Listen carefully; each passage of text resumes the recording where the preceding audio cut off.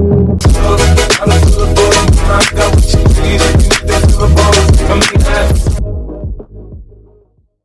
friends, in today's video I'm going to show you how to make a basic mark sheet in C++. So let's start. So सबसे पहले हम अपने इस tutorial में C++ से सबसे पहले हम इसे इंक्लूड करेंगे हम इसकी लाइब्रेरी हम लोग बेसिकली वही यूज़ करेंगे स्टैंडर्ड इनपुट आउटपुट वाली। तो या फिर इसके बाद हम लोगों को फिर ये सबसे पहले वो लिखना यूजिंग नेम स्पेस std ताकि हम स्टैंडर्ड नेम स्पेस डिफाइन कर दें।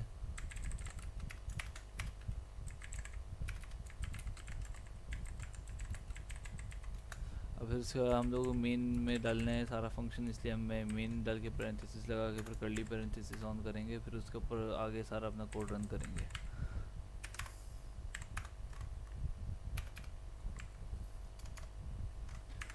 सही, अब हम लोग को बेसिकली इस मार्कशीट में हमें वो एंटर कराने हैं 5 सब्जेक्ट जिसके हमें मार्क्स चाहिए। सही है, तो फिर इसलिए पहले हम लोग हर सब्जेक्ट को एक इंटीजर दे देंगे। जैसे सब्जेक्ट ए है हमारा, एक हो गया ए हो गया, एक बी, एक सी, एक डी और एक ई। सही है, अभी फ़िलहाल हमने 5 इंटीजर दे दिए। फिर हम लोग ये करेंगे हर सब्जेक्ट की वैल्यू लेंगे। काउट पहला सब्जेक्ट हम मैथ ले लेते हैं। सही है, अब इसकी हम वैल्यू अभी हमने मैथ डिस्प्ले कराया, मैथ के मार्क्स हम लेंगे, यूज़र से इनपुट लेंगे।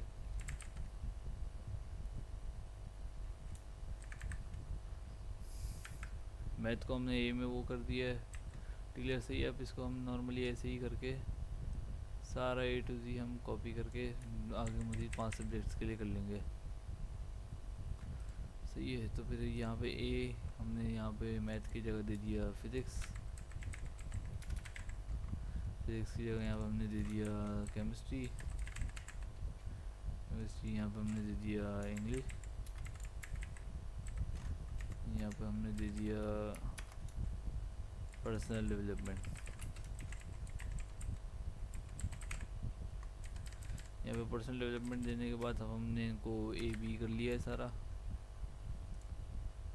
क्योंकि हमने ऊपर डिक्लेयर कर दिया है वो A B C D sir करके हमने सब डिक्लेयर कर लिया है। तो इसलिए हम यहाँ पे इनको ए बी सी डी करके वैल्यूज असाइन कर देंगे।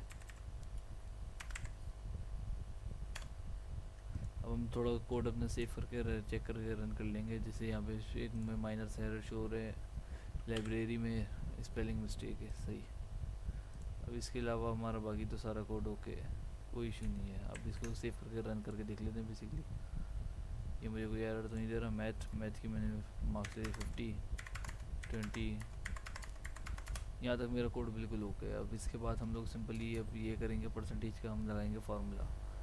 सही है, परसेंटेज का फार्मूला हमारे पास जैसे आप सबको पता है obtain marks multiply by 100 over total marks होता है। सो फिर हम लोग परसेंटेज को बेसिकली हम लोग फ्लोट में इंस्टॉल करा देंगे ताकि उसमें हमें पॉइंट्स की वैल्यू वो हासिल हो सके।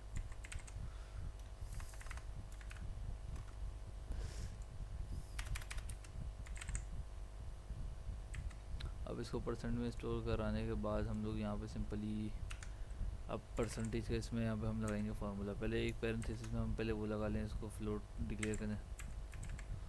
सही है, फिर नेक्स्ट पैरेंथेसिस में हम लोग simply A plus B plus C plus D कर देंगे सारे फार्मूले ताकि हमारे पास 10 मार्क्स आ जाए। अब ये जो होल टर्म है इसको हम लोग मल्टीप्लाई करेंगे 100 से, सॉरी 100 से अब ओवर डिवाइड कर देंगे हम अपने टोटल मार्क्स। जो हमारे 5 सब्जेक्ट हैं और हर सब्जेक्ट 100 मार्क्स का, तो ओवरऑल जाहिर सी बात है ओवरऑल मार्क्स हमें बनेंगे 500।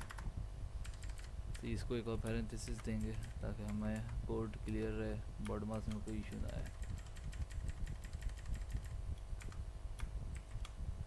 सही, अब हम ये चेक कर लेते हैं कि हमारा इसके बाद ये परसेंटेज हमें सही शो कर रहा है।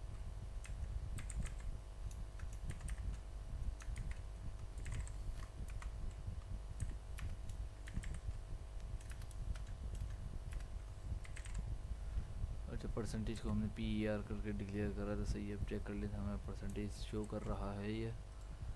जैसे हम आया मैथ में हमने ले लिए 90 मार्क्स, फिज़िक्स में 85, केमिस्ट्री में 85, इंग्लिश में 90, पर्सनल डेवलपमेंट में 32, 76.4 बिल्कुल सही है। ये हमारा इंटी फ्लोट वैल्यू में शो कर रहा है सही से। अब हमें इसको इफ एल्स के थ्रू ग्रेडिंग भी देनी है इसकी। अब हमारी ग्रेडिंग कुछ ऐसी होगी जैसे कि हम खोल के दिखा देते हैं।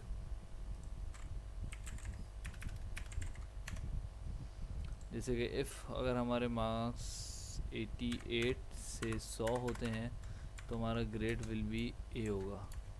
81 से हमारा 87 होते हैं तो हमारा ग्रेड होगा B plus.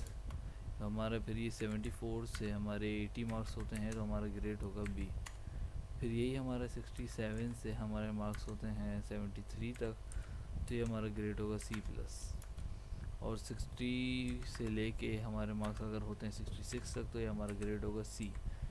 And below 60 is equal to fail.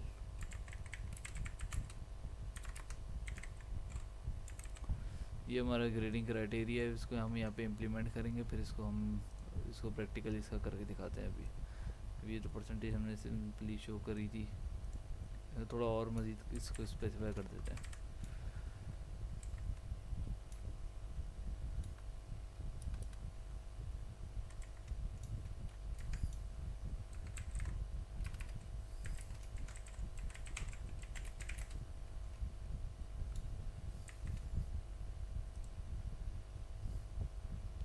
अब सिंपली अब हम यहाँ से अब इफ एल्स कंडीशन हम लोग लगाने स्टार्ट करते हैं नेक्स्ट लाइन से। कोड हमारा क्लीन रहे थोड़ा। If else condition